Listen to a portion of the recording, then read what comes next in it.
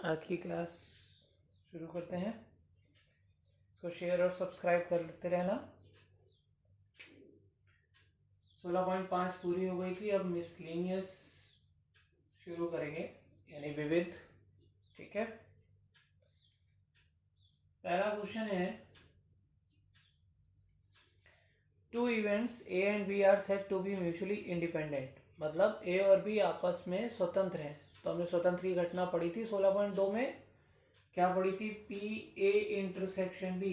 अब इंटरसेक्शन में इंटरसेक्शन बनाओ या बीच में कुछ भी ना लिखो, बात एक ही है। वो इसलिए मैं कर रहा हूँ क्योंकि जो सिद्ध करना है, हमें प्रूफ करना है, जो भी ऑप्शन में है उसके बीच में कोई निशान नहीं है, तो इंटरसेक्शन है। बराबर हमने पढ़ा था पी ए गुणा पी बी, है ना। अब अगर किसी चीज का होना क्या है, स्वतंत्र घटना है, तो उसका ना होना भी एक स्वतंत्र घटना होगा।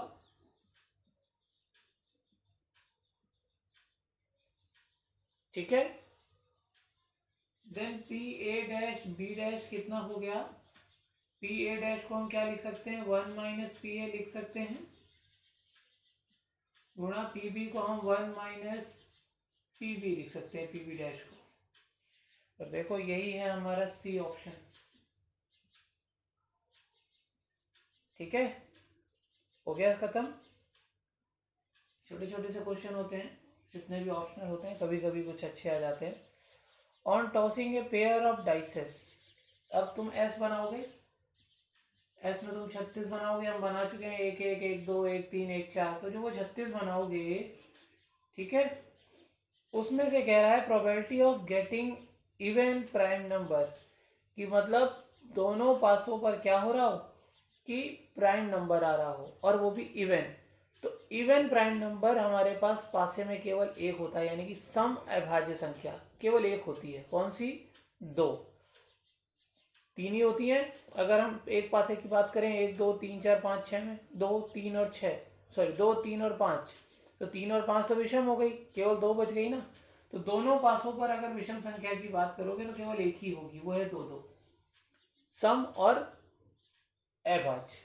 ठीक है, इवन प्राइम नंबर केवल एक ही हुआ। तो हमारा आंसर क्या हो जाएगा? 1/36, क्योंकि टोटल 36 होंगे और ये एक शर्त ऐसी होगी जिसमें दोनों के दोनों क्या है? इवन प्राइम नंबर, सम अभाज्य संख्या। तो इसका ऑप्शन है तुम्हारा सी। ठीक, तीसरा करते हैं।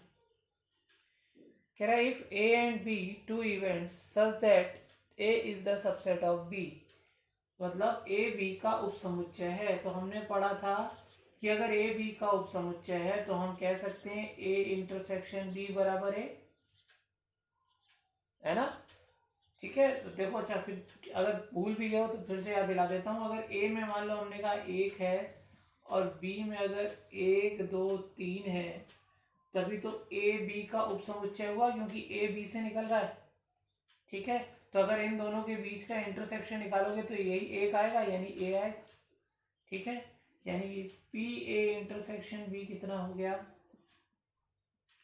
पी ए, ये हमें दिया हुआ है। अब जो चारों ऑप्शन है, उन चारों ऑप्शन में एक तो नन ऑफ दिस ही है, बाकी ए अपॉन बी है, यानी ये हमें सब में ए अपॉन बी का फॉर्मूला लगाना है। तो ए अपॉन बी का फॉर्मूला क्या होता है? P A intersection B upon P B. ठीक है, पी ए इंटरसेक्शन बी हम निकाल चुके हैं, P A upon P B. अब ये क्वेश्चन इसलिए पेपर में नहीं आ सकता कि हम बहुत ज़्यादा यहाँ तक छोड़ सकते हैं और हमारे में विकल्प वाले क्वेश्चन आते नहीं, यानी ऑप्शनल आते नहीं। तो अब हमें अगर ऑप्शनल के हिसाब से देखें तो बीच में कहीं पी बी है नहीं, तो पी बी अगर हम हटाते हैं,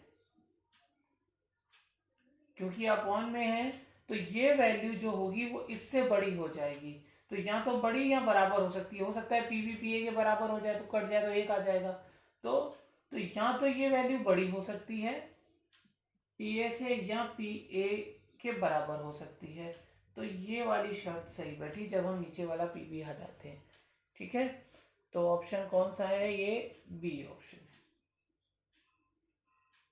ठीक है, तो ये बात ध्यान रखनी है। तो इस टाइप के क्वेश्चन थोड़े से कम आते हैं। अगर तुम्हारे पास आता है पेपर में और ऑप्शनल नहीं है तो हम यहीं तक करके आओगे। फिर तुम्हें ये नहीं करना है कि ये याद है तो हम ये कराते हैं, नहीं, फिर हमें वहां तक करना है। ठीक है,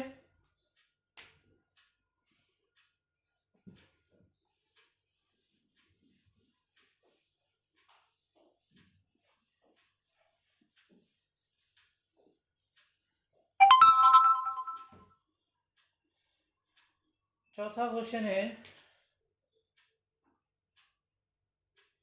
two cards are drawn randomly from a well shuffled deck of 52 card. दो पत्तों को निकाला जाता है 52 पत्तों में से। If X denotes the number of aces, अगर एक्स इक्के को दिखा रहा है तो हमें एक्स का मीन यानी कि माध्य बताना है। ठीक है, तो अब माध्य निकालने के लिए हमें पता है, हमें प्रायिकता बंटन चाहिए होता है। तो x बराबर 0, x बराबर 1 और x बराबर हो गया 2। दो कार्ड निकालने हैं। ठीक है, और विद रिप्लेसमेंट या विदाउट रिप्लेसमेंट नहीं कह रहा तो हम विदाउट मान के चलेंगे। ठीक है, इक्के के बारे में बात कर रहा है तो हमें पता है इक्के होते हैं 4 और अदर होते हैं 48, तब जाके बनते हैं 52। ठीक, तो 0 का मतलब क्या हुआ कि एक बार भी इक्का नहीं आया, यानी दोनों बार ये आए, तो 48/52 गुणा 47/51, ये हम 16.4 में पढ़ चुके हैं, शायद क्वेश्चन भी यही था कहीं ना कहीं। इसको 16 से काट लो, 16 से नहीं कटेगा, पहले 4 से काट लो, कितना आया,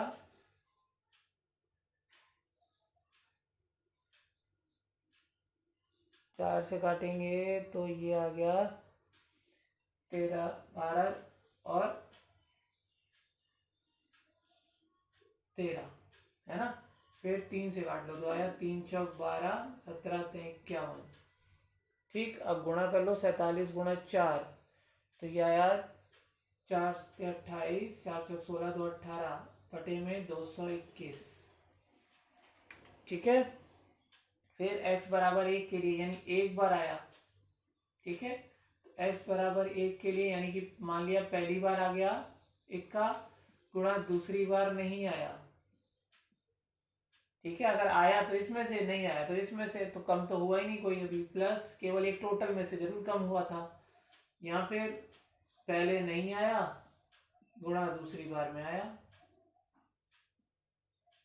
इसको काट लिया, कितना आ गया 13 चौक 52, इसको 16 से काट लो, 16 3 4 से काट लो, 4 नहीं सॉरी 3 से काट लो, तो 3 से काटा तो 16/17, तो 17 16 दूनी 32, 32/221।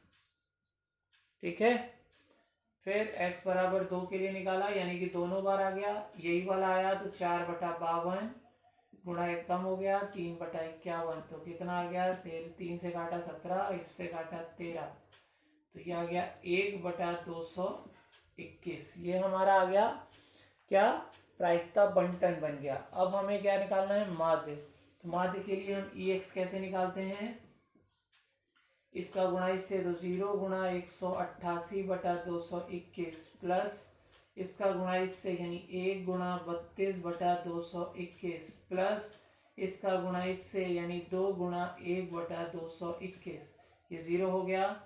32 प्लस 2 कितना आ गया 34/221, तो 17 से काट लो तो 2/13। ठीक है, कौन सा ऑप्शन है, डी। ठीक है, तो आसान से क्वेश्चन है, ये हम पहले कर चुके हैं कहीं ना कहीं, ऊपर वाले एक दो जरूर थे हमने जो नहीं किए अभी, तो बाकी ये वाला तो हम लगभग पहले कर ही चुके थे।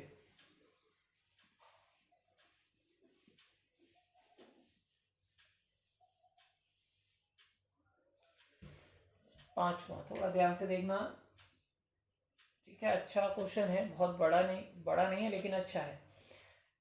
ए random variable x takes the value 0 1 2, उसने 3 हमें दे दिया कि एक कोई शर्त है यानी कोई क्वेश्चन है जिसके अंदर x दे रखा है, तुम्हें कितना दे दिया है 0 1 2 3। ठीक है, और मीन ऑफ x, और तुम्हें ex भी दे दिया है उसने कितना 1.3। ठीक, और हमें शर्त में दे रहा है कि पी एक्स बराबर 3 बराबर है 2 गुना पी एक्स बराबर 1 के। यानी कि इस वाली और इस वाली शर्त के लिए हमें एक शर्त दी है कि ये इसके दुगने के बराबर है, ठीक है। और पी एक्स बराबर 2 हमें दे रहा है 0.3, ठीक है। तो हमसे पूछ रहा है कि भाई पी एक्स बराबर 0 यानी इसकी प्रायिकता बताइए। तो ध्यान से देखते हैं, ये पी एक्स हो गया, x बराबर 2 के लिए हमें 0.3, तो मैं लिख देता हूँ इसको 3/10, कोई दिक्कत तो है नहीं, 0.3 को लिख सकते हैं। 1.3 को भी मैं 13/10 लिख देता हूँ, थोड़ा कैलकुलेशन में आसानी रहेगी, ठीक है। यह चाहो तो दशमलव में भी कर लोगे तो कोई दिक्कत वाली बात नहीं है, उससे भी आसानी से आता जाता है, ठीक है। अब पहले जरा हम इसकी वाली शर्त लगा लेते हैं। अब एक बात ध्यान से देखना, क्योंकि हमें क्वेश्चन में ये 3 नहीं दिए, ठीक, तो हम मान लेते हैं कि ये चीज किसी चीज के बराबर है। हमने मान लिया ये k के बराबर है, तब एक बार ये चीज इसके बराबर हो गई, एक बार ये चीज इसके बराबर हो गई, यानी एक बार हम कहते हैं तो पी एक्स बराबर 3 बराबर k हो गया, और एक बार इसके बराबर k हुआ तो पी एक्स बराबर 1 बराबर क्या हो गया, k/2, क्योंकि ये 2 नीचे चला जाएगा, है ना। एक बार इसके बराबर ये, एक बार इसके बराबर ये, तो x बराबर 3 तो हमें k मिल गया, और x बराबर 1 के लिए हमें k/2 मिल गया। अब ये बच गया, पता ही नहीं है, तो इसको कुछ और मान लिया हमने, x मान लिया, ठीक है। अब हम जरा इसकी शर्त लगाते हैं, ex क्या होता है।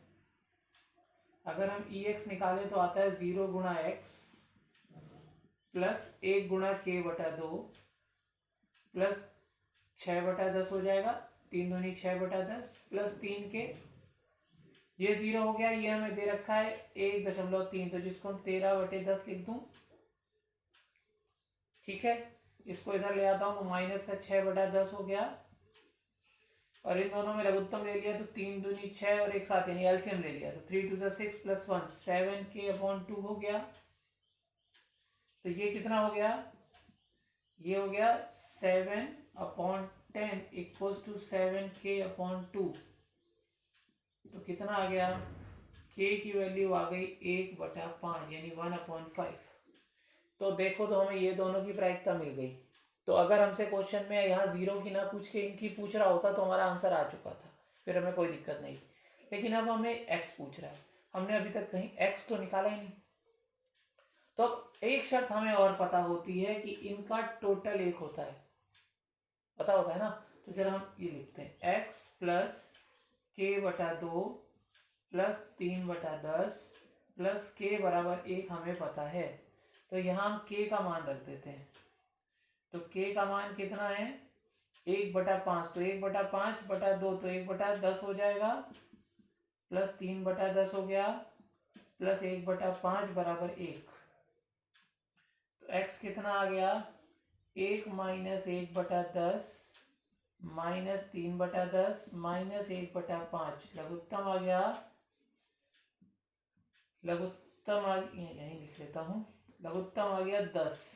तो कितना आया, 10 माइनस 1 माइनस 3 माइनस 2, तो कितना हो गया, 3 2 5 और 1 6, 10 माइनस 6 4/10। ये हमारा आंसर हो गया, यानी कि 0.4। 0.4 कौन सा ऑप्शन है, बी, हमारा बी आंसर हो गया। आ गई बात समझ में। क्या किया, पहले x उन्होंने हमें दे ही रखे थे कि इतने हैं, फिर उन्होंने हमें 1x बराबर 2 की प्रायिकता भी दे दी है, हमें माध्य दे रखा है उन्होंने यानी मीन, और फिर हमें ये शर्त दी है। तो हमें इस शर्त के बराबर हमने कोई भी एक अचर पद k मान लिया, जो तुम्हें मानना है मान सकते हो, ठीक। जिसके बराबर में कुछ नहीं है, तो मतलब गुणे में कुछ नहीं है, तो वहां से सीधा k, उसका मान k आ गया। जिसके गुणे में कुछ है वो बटे में k के चला गया, वो हमने यहाँ लिख दी। फिर जो उन्होंने हमें शर्त दी थी हमने उसको सरल किया यानी माध्य वाले को, तो हमारा यहाँ से k का मान आ गया। फिर हमें पता है इन टोटल इनका 1 होता है, तो हमने इन सब का टोटल 1 किया और k का मान जो निकाला था वो रख दिया आपने, यहाँ पे x का मान आ गया, और x का मान जो आया वो px बराबर 0 का ही है, तो वही आंसर हो गया, ठीक है। 5वां हो गया हमारा, छठा देखते हैं।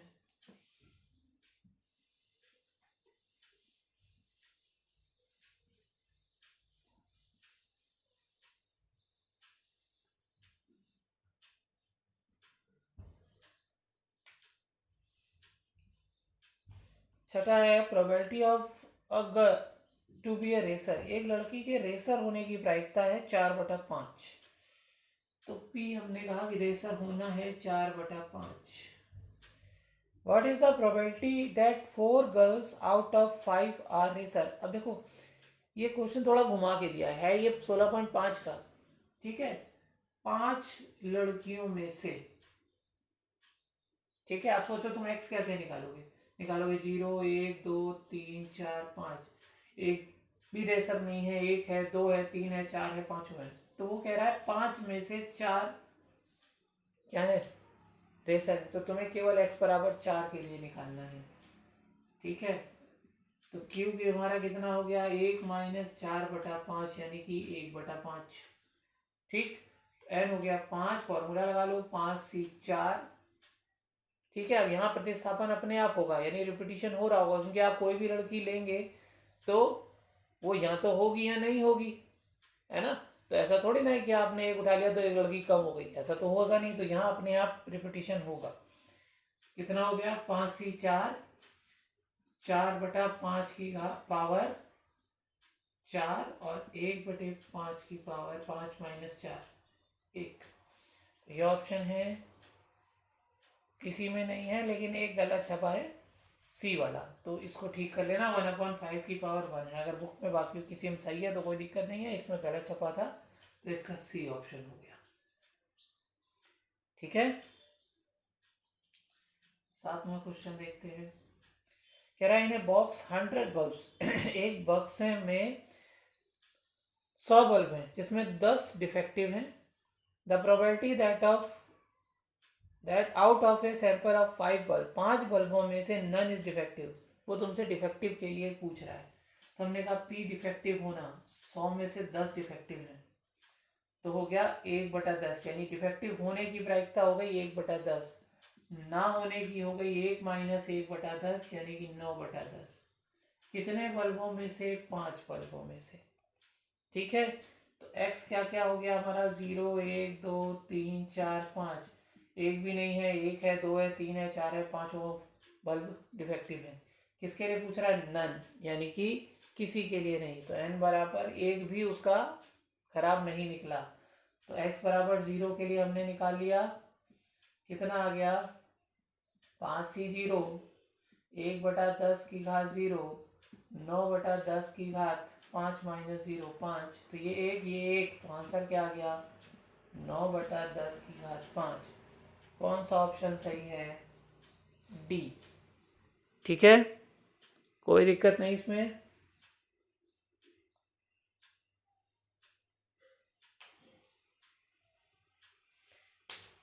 अब हमारे पास ऑप्शनल वाले क्वेश्चन खत्म हो गए, अब आंसर निकालने हैं, तो आज इतना ही बहुत है, ठीक है। शायद 2 या 3 दिन में भी एक्सरसाइज पूरी खत्म हो जाएगी, तो ध्यान रखना फेयर में अगर अभी तक किसी ने नहीं किया है तो कंप्लीट कर ले किसी भी हाल में, ठीक है। और अच्छे से तैयारी कर ले, क्योंकि ये चैप्टर अगर तुमको अभी आ गया तो बहुत सारा टाइम हमारा क्लास में जब शुरू होंगी तो बच जाएगा, ठीक है। तो बहुत अच्छे से निकाले ना, एग्जाम्पल मैं क्लास में करा दूंगा, जो 2-3 दिन का काम होगा फटाफट हो जाएंगे। तो आप सारे निकाल के रख लेना एग्जाम्पल, जो नहीं आते उनको आप टिक कर लेना कि ये हमें नहीं आए। वैसे मुझे पता है कौन कौन से नहीं आएंगे, लेकिन फिर भी अब अपने हिसाब से ज़रूर निकाल लेना, ठीक है।